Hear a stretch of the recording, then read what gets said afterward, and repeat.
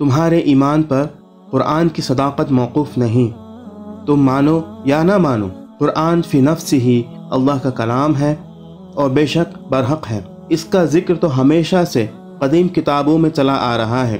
جو اہل کتاب نیک اور اللہ کی کتاب پر عمل کرتے ہیں، جنہوں نے اگلی کتابوں میں کوئی تحریف اور تبدیلی نہیں کی، وہ تو اس قرآن کو سنتے ہی بے چین ہو کر شکریہ کا سجدہ کرتے ہیں کہ اللہ تیرا شکر ہے کہ تو نے ہمارے موجودگی میں اس رسول کو بھیجا اور اس کلام کو نازل فرمایا۔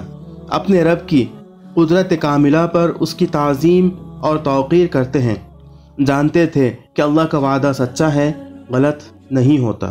الحمدللہ رب العالمین والصلاة والسلام علی رسولہ الامین، اما بعد۔ السلام علیکم ورحمۃ اللہ وبرکاتہ۔ میں محمد عامر سورہ بنی اسرائیل کی تفسیر لے کر حاضر ہو چکا ہوں۔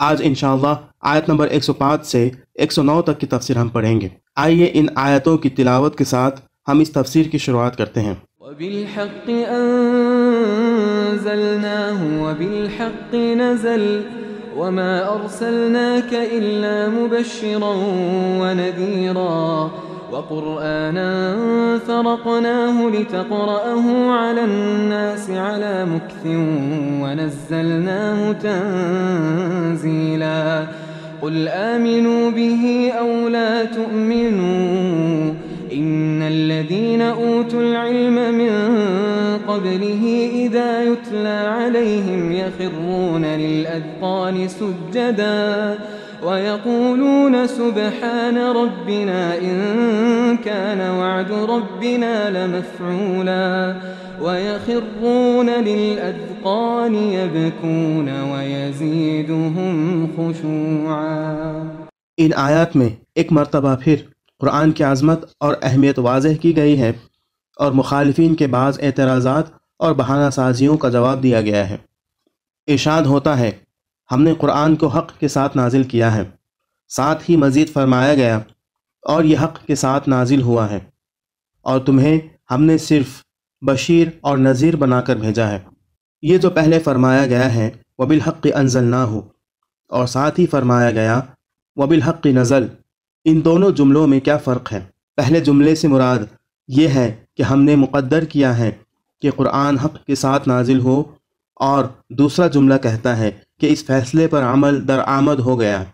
اس بنا پر ایک جملہ تقدیر کی طرف اشارہ ہے اور دوسرا اس پر عمل درآمد کی طرف۔ دوسری بات یہ کہ پہلے جملے سے مراد یہ ہے کہ قرآن کا مواد مضمون حق ہے، اور دوسرے جملے سے مراد یہ ہے کہ اس کا نتیجہ اور ثمرہ بھی حق ہے۔ پہلے جملے سے مراد ہے کہ ہم نے قرآن کو حق کے ساتھ نازل کیا، اور دوسرا جملہ کہتا ہے کہ رسول اللہ صلی اللہ علیہ وسلم چونکہ اس میں دخل اور تصرف کا حق نہیں رکھتے تھے، لہٰذا یہ حق کے ساتھ نازل ہوا ہے۔ لیکن یہاں ایک اور احتمال بھی پیدا ہوتا ہے کہ جو مذکورہ بالا تفسیر کی نسبت واضح تر ہے، اور وہ یہ، بعض اوقات انسان ایک کام شروع کرتا ہے مگر آخر تک اسی صحیح طریقے سے نبھا نہیں سکتا، مگر جو تمام چیزوں سے آگاہ ہے اور جو تمام چیزوں پر قدرت رکھتا ہے، وہ شروعات بھی صحیح طریقے سے کرتا ہے اور اختتام پر بھی اس کام کو مکمل طور پر اور صحیح طرح انجام دیتا ہے۔ مثلا کوئی شخص کسی ایک مقام سے صاف اور شفاف پانی جاری کرتا ہے، لیکن اسے راستے کی آلودگیوں سے محفوظ نہیں رکھ پاتا، لہٰذا استعمال کرنے والوں کو وہ صاف اور شفاف پانی میسر نہیں آتا۔ لیکن جو اپنے کام پر پوری گرفت رکھتا ہے، وہ ابتدائی طور پر بھی پاک صاف پانی نکالتا ہے اور اسے پیاسوں کے برتنوں تک بھی پاک اور صاف حالت میں پہنچا دیتا ہے۔ قرآن بھی بالکل ایک ایسی کتاب ہے کہ وہ اللہ کی طرف سے حق کے ساتھ نازل ہوئی ہے اور ابلاغ کے سارے راستے میں صحیح اور محفوظ رہی ہے۔ اس مرحلے میں بھی کہ جب جبرائیل علیہ السلام اس کا واسطہ تھے، اور اس مرحلے میں بھی کہ جب رسول اللہ صلی اللہ علیہ وسلم اسے لینے والے تھے، یہاں تک کہ زمانہ گزرنے کے باوجود ہر قسم کی تحریف سے بے باک اور محفوظ رہی ہے، جیسا کہ اس آیت کا تقاضا ہے، اِنَّا نَحْنُ نَزَّلْنَا الذِّكْرَ وَإِنَّا لَهُ لَحَافِظُونَ، یقیناً ہم ہی نے اس ذکر کو نازل کیا ہے اور ہم ہی اس کے محافظ ہیں۔ سورہ حجر آیت نمبر 9۔ یہ کتاب ہر لحاظ سے محفوظ ہے کیونکہ اس کی حفاظت اللہ نے اپنے ذمے لی ہے، لہٰذا یہ وحی الہی کا صاف و شفاف پانی دور نبوی سے لے کر اختتام عالم تک محفوظ ہے اور ہر قسم کی دست اندازی سے پاک دلوں کی تشنگی کو سیراب کرتا ہے۔ اگلی آیت میں مخالفین کی بہانہ سازیوں میں سے ایک جواب دیا گیا ہے۔ وہ کہتے تھے کہ قرآن ایک ہی مقام پر مکمل طور پر رسول اللہ صلی اللہ علیہ وسلم پر کیوں نازل نہیں ہو گیا، اور اس کی روش بالکل تدریجی کیوں ہے۔ ارشاد ہوتا ہے، ہم نے الگ الگ آیتوں کی صورت میں تم پر قرآن نازل کیا ہے تاکہ تم اسے لوگوں کے سامنے اطمینان کے ساتھ تدریجی طور پر پڑھو اور یہ دل و دماغ میں اچھی طرح سے اتر جائے اور پوری طرح عملی شکل بھی اختیار کر لے۔ عام طور پر مفسرین کا نظریہ یہ ہے کہ آمنو بہی او لا تؤمنو کا ایک تسلسل ہے جو محذوف ہے اور کلام کے قرینے سے واضح ہوتا ہے۔ مفسرین نے اسے کئی طرح سے ذکر کیا ہے۔ بعض کہتے ہیں مراد یہ ہے کہ تم مانو یا نہ مانو، اعجاز قرآن اور اس کا منزل من اللہ ہونا واضح ہے۔ دیگر کہتے ہیں اس جملے کی تکمیل یہ ہے کہ تم مانو یا نہ مانو، اس کا فائدہ یا نقصان تو تمہیں ہی پہنچے گا۔ یہ احتمال بھی ہے کہ بعد والا جملہ پہلے جملے کی تکمیل کرتا ہے۔ یہاں الذین اوتوا العلم من قبلہ سے کون مراد ہے؟ اس سے مراد وہ یہودی اور عیسائی علماء ہیں جنہوں نے قرآنی آیات سنی اور تورات اور انجیل کے مطابق علامات پائیں تو ایمان لے آئے اور حقیقی مومنین کی صف میں شامل ہو گئے اور علماء اسلام میں سے شمار ہونے لگے۔ قرآن پاک کی کچھ دیگر آیات میں بھی اس امر کی طرف اشارہ کیا گیا ہے۔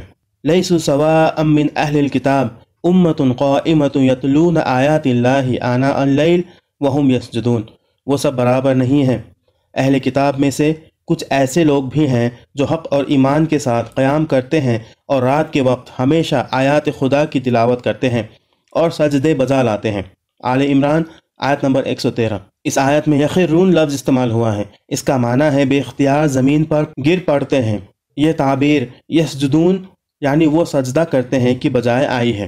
یہاں اس کا استعمال ایک لطیف نکتے کی طرف اشارہ کر رہا ہے، وہ یہ کہ جن افراد کے دل بیدار اور آگاہ ہوتے ہیں، آیات الہی سنتے ہی وہ اللہ کی باتوں سے اتنے متاثر ہوتے ہیں کہ بے اختیار سجدہ ریز ہو جاتے ہیں، گویا دل و جان اس کی نظر کر دیتے ہیں۔ اگلی آیت میں ان کی اس گفتگو کا ذکر ہے جو وہ سجدہ ریز ہوتے ہوئے کرتے ہیں۔ وہ کہتے ہیں پاک ہے ہمارا رب، یقیناً ہمارے رب کے وعدے پورے ہو کے رہیں گے۔ وہ اپنے ان الفاظ میں پروردگار کی ربوبیت، اس کی پاکیزہ صفات اور اس کے وعدوں کی سچائی کے بارے میں اپنے حقیقی ایمان اور عقیدت کا اظہار کرتے ہیں۔ یہ وہ گفتگو ہے جس میں توحید پر ایمان، حق تعالیٰ کی صفات اور اس کی عدالت سب کچھ موجود ہے۔ اس میں پیغمبر کی نبوت اور معاد کا عقیدہ بھی موجود ہے، گویا انہوں نے اصول دین کو ایک ہی جملے میں جمع کر دیا ہے۔ ان آیات الہی اور اس عاشقانہ سجدے کا تاثیر کا ذکر اگلی آیت میں بھی جاری ہے۔ ارشاد ہوتا ہے وہ پورے چہرے کے بل خاک پر گر پڑتے ہیں، ان کے اشک روا ہوتے ہیں اور پروردگار کے حضور ان کے خشوع اور خضوع میں اضافہ ہی ہوتا رہتا ہے۔ آج کی ان آیتوں میں ایک اہم درس جو حاصل ہو رہا ہے یہ ہے کہ ثقافتی، تمدنی، فکری اور ہر قسم کے اجتماعی انقلاب کے لیے تربیتی پروگرام ضروری ہے، کیونکہ اگر ایسا مرتب و منظم پروگرام نہ ہو اور پھر ہر مرحلے میں اس پر عمل درآمد نہ ہو تو شکست یقینی ہے۔ یہاں تک کہ قرآن مجید یکجا اور یک بار رسول اللہ صلی اللہ علیہ وسلم پر نازل نہیں ہوا، اگرچہ علم خدا میں یکجا ہی تھا اور رسول اکرم صلی اللہ علیہ وسلم کے سامنے شب قدر میں مجموعی صورت میں پیش ہوا تھا، لیکن اس کا نزول 23 سال کی مدت میں مکمل ہوا۔ لہٰذا جب اللہ اپنی بے پایہ قدرت اور علم کے باوجود اس طرح کرتا ہے تو انسانوں کی ذمہ داری اس سے واضح ہوتی ہے۔ اصولی طور پر یہ ایک قانون و سنت الہی ہے جو نہ فقط عالم تشریع میں بلکہ عالم تکوین میں بھی جاری و ساری ہے۔ کیا کبھی آپ نے سنا ہے کہ کوئی بچہ ایک ہی رات میں ماں کے بطن سے پیدا ہو گیا ہو، یا کوئی پھل درخت پر گھنٹے بھر میں پک کر میٹھا ہو گیا ہو؟ لہٰذا یہ توقع کیسے کی جا سکتی ہے کہ کسی معاشرے کی فکری، ثقافتی، تمدنی یا اقتصادی اور سیاسی لحاظ سے رات بھر میں ساری اصلاح ہو جائے؟ اس بات سے یہ بھی سمجھنا چاہیے اگر ہم مختصر مدت میں اپنی محنتوں کا کوئی نتیجہ نہ دیکھ پائیں تو ہمیں مایوس نہیں ہونا چاہیے اور کوشش جاری رکھنا چاہیے، اور ہمیں اس بات کی طرف توجہ رکھنا چاہیے کہ حقیقی اور مکمل کامیابیاں ہمیشہ طویل عرصے کے بعد ہی حاصل ہوتی ہیں۔ آج کے لیے اتنا ہی۔ اللہ رب العزت سے دعا ہے کہ اللہ تعالی ہمیں ان آیتوں کو پڑھنے، سمجھنے اور ان پر عمل کرنے کی توفیق عطا فرمائے۔ وآخر دعوانا ان الحمد للہ رب العالمین۔ السلام علیکم ورحمۃ اللہ وبرکاتہ۔